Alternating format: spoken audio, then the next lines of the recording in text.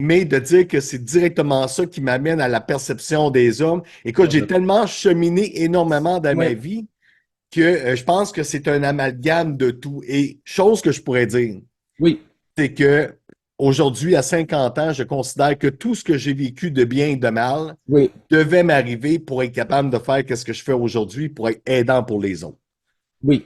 Oui, je comprends parce que c'est pour grandir intérieurement, parce que comme tu avais écrit dans ton livre, tu as rebondi. Exactement. Oui, tout à fait. Oui, et Exact. j'adore ce mot-là parce que le fait de rebondir, puis on va parler de la résilience, mais on peut en parler tout de suite parce que ton livre, en fin de compte, c'est un livre que j'ai beaucoup aimé. Je le recommande fortement parce que aux autres, ceux qui m'écoutent et celles qui m'écoutent, parce que c'est comme une histoire de vie, mais une histoire que tu pars de ton enfance jusqu'à aujourd'hui. Mm. Donc, c'est une trajectoire de vie de l'enfance. Tu passes par ton adolescence, jeune adulte, même à l'âge mûr, quand tu parles quand tu avais à 43 ans, etc. Mais vraiment, là, puis c'est ça, c'est parce que ce qui nous marque, ce qu'on a vécu, ben ça fait en sorte de nous qu'est-ce qu'on est aujourd'hui. Parce Tout que à fait. parce que ce qui nous tue pas nous rend plus forts.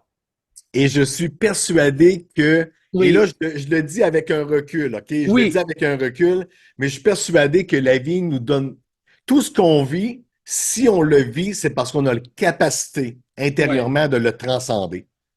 Ouais, c'est ça. Parce que, tu sais, c'est sûr qu'on le vit.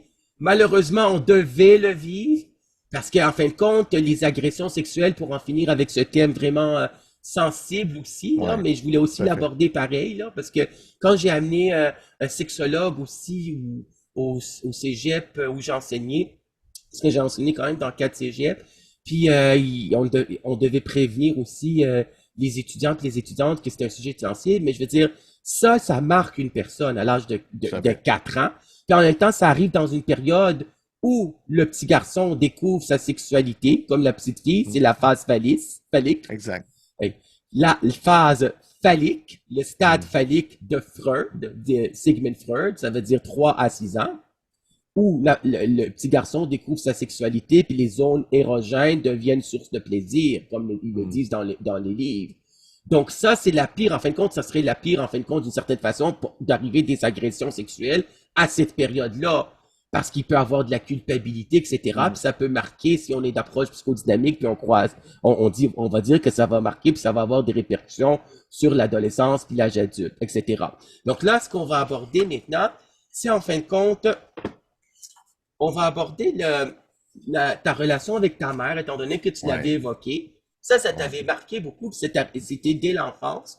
Ouais. Donc, dans ton livre, bien sûr, tu as dit que ta mère était une alcoolique.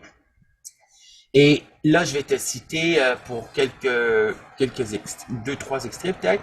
Donc, l'alcoolisme, ça, on est à la page 44 de ton livre. L'alcoolisme a conduit ma mère à faire plusieurs tentatives de suicide. J'ai vécu plusieurs fois la torture d'assister à ces mises en scène. Merci mon Dieu, elle n'a jamais réussi. Mais je me souviens des pots de pilules qu'elle avait et de nombreuses fois où elle a essayé d'avoir un accident en dirigeant sa voiture dans un fossé. Chaque fois, c'était infernal. Mon plus grand désir était de la rendre heureuse. J'aurais aimé qu'elle me dise ou me montre de quelle façon y arriver. Je peux confirmer que c'est vraiment l'horreur lorsqu'on arrive à la maison et qu'on apprend que sa mère a essayé de s'enlever la vie. Je me souviendrai toujours de l'une des premières fois, j'avais environ 8 ans. Donc, Mm. excuse-moi. Donc, donc, ceci étant dit, tu t'en souviens toujours que ta mère était alcoolique dès ton enfance, c'est ça? Ouais, mais le plus loin que je me souviens, là, tout le temps saoul, pacté, tout le temps. Ma mère, la moindre émotion positive ou négative était une belle source de se convaincre de prendre de l'alcool. Fait qu'elle était heureuse, elle se saoulait, elle était malheureuse, elle se saoulait. Fait Ouais. qu'elle se saoulait à longueur de journée.